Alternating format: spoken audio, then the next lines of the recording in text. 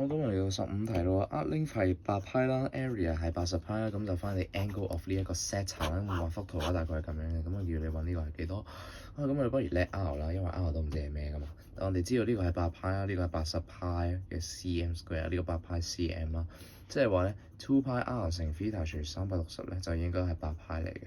呢1號式，2號式咧就係派 R square 乘 theta 除360咧，就應該係80派嚟嘅。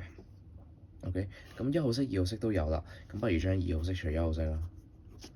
2號式除1號式嘅話咧，派同派約咗啦，死剩一個1/2啦 theta 同呢個都約咗啦。OK，咁呢個 R 都約咗，剩翻一個 R 啦，咁就會等於10嘅 ，R 就會等於20。